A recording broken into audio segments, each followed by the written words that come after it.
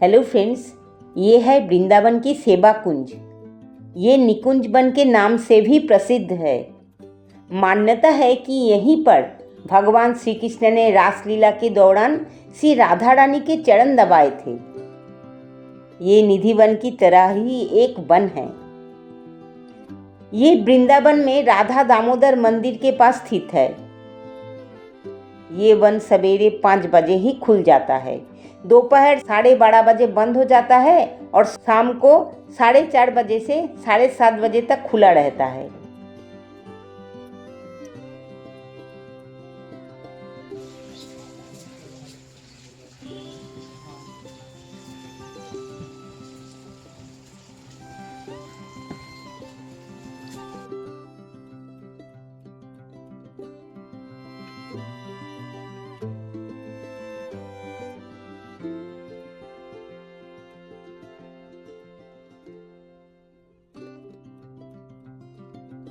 यहाँ बंदर बहुत है, पर दर्शनार्थियों को नुकसान न पहुँचे इसलिए चारों तरफ जाली लगा हुआ है। देखिए, एक माँ बंदर के पास उसका क्यूट सा बच्चा। राधा रानी जहाँ भी जाते थे उनकी सखी ललिता और विशाखा साथ में जाते थे। इधर ललिता सखी की चित्र खुदाई किया हुआ है। बोले श्री राधा रानी सरकार की। मैं केवल आपका 2 मिनट का समय लूंगा। बड़े प्रेम से सभी लोग यहाँ का महात्मा सुनना, बाद में ले लेना, पहले सुन लो। मेरी तरफ में देखिए ललिता सखी है, पान के पत्ता दे। दूसरी तरफ में देखिए विशाखा सखी है। बीच में देखो छवि के अंदर में प्रिया पीतम दोनों विराजमान हैं। पहली बात, यहाँ कोई मूर्ति का, कोई विग्रह का दर्शन नहीं है। सेवा कुंज के अंदर जब भी आपका आना होगा इसी चित्रपट का आप दर्शन करेंगे। जब रास करते करते श्री राधा रानी जी थक गई हैं, हैरान हो गई हैं, तो भगवान श्री कृष्ण किशोरी जी की देख लीजिए, फोटो नहीं, भगवान श्री कृष्ण किशोरी जी की चरण सेवा अपने हाथों से करते हैं। वो अलौकिक दर्शन यहाँ पर है। देखिए, श्री राधा रसकन स्वामिनी परम उदार प्रवीण, 3 लोक तारंतरण सो तेरे आधे। रात में कोई रह नहीं पाएगा, जो भी रात को यहाँ रह जाएंगे सुबह उनकी मृत्यु होगी, मर जाएंगे, पागल बहरे गूंगे हो जाएंगे। आरती होने के बाद में ये बंदर अपने आप चले जाएंगे। क्यों? क्योंकि आज भी ठाकुर जी का नित्य रास यहाँ होता है। ये कपड़े का श्रृंगार है, शाम को फूलों का श्रृंगार लगता है। लड्डू दातुन पान माला रखकर घर चले जाते हैं। सुबह जब आते हैं बड़ा ही अद्भुत दर्शन होता है। क्या? लड्डू टूटे हुए, दातुन की हुई, पान चबे हुए, फूल का सेवा दबा हुआ। अगर आप लोगों को ये देखने का है, सुबह भोर में 6:15 बजे आपको यहाँ आना होता है। पूजा देने के बाद हमें प्रसाद मिला।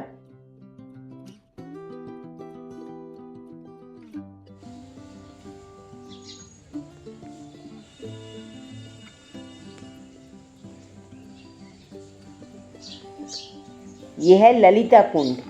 मान्यता है कि एक बार राधा रानी की प्रिय सखी ललिता की प्यास बुझाने के लिए श्री कृष्ण अपनी बांसुरी से ये कूप खुदाई की थी।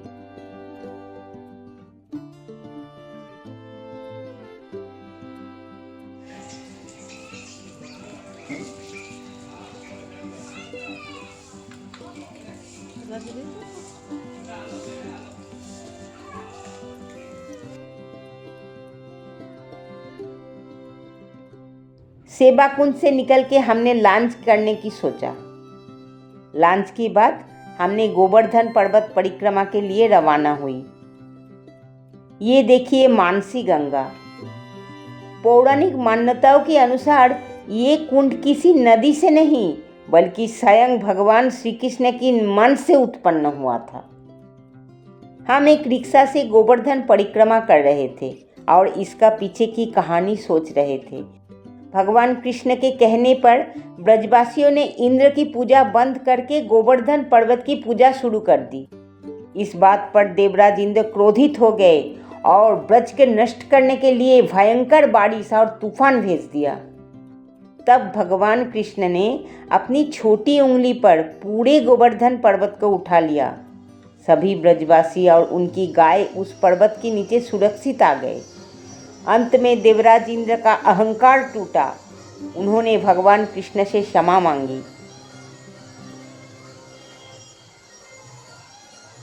धार्मिक मान्यताओं के अनुसार परिक्रमा यहीं से शुरू और समाप्त होती है।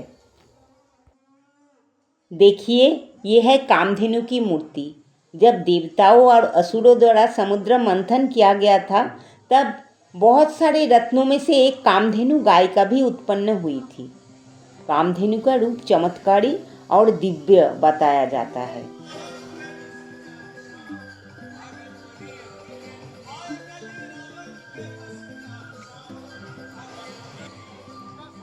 ये है हनुमान जी मंदिर। अभी हमने मानसी गंगा की पानी माथे पे लेने के लिए सीढ़ी से नीचे जा रही हूँ।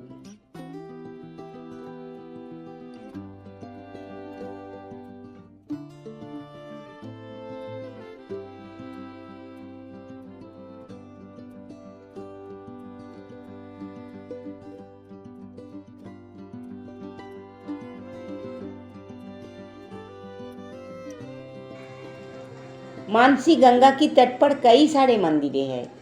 यह है प्राचीन गिरिराज जी मंदिर। यहाँ पर हमें प्रसाद मिला। हमने सारे प्रसाद को एक प्लास्टिक में रख दी।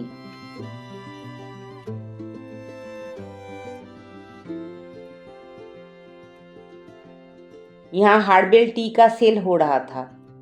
हमने टी टेस्ट करने के बाद घर के लिए पैकेट खरीद लिया। रास्ते में मेरी सखी ललिता ने हर किसी मंदिर का महत्व बताते जा रही थी। अभी शाम होने लगी। हमने होटल में लौटने के लिए रवाना हुई।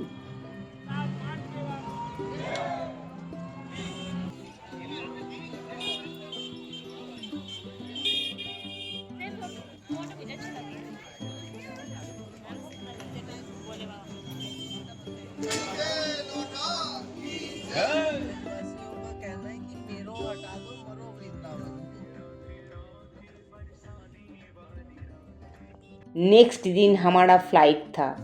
वृंदावन से दिल्ली पहुंचकर हमने एयरपोर्ट में लंच किया।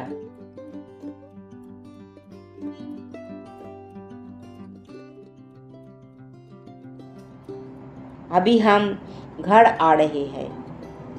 बादलों के बीच से गुजर के झिलमिलाती हुई रोशनी कोलकाता नगरी में पहुंच गई। तो वीडियो यहीं पर ख़त्म करते हैं।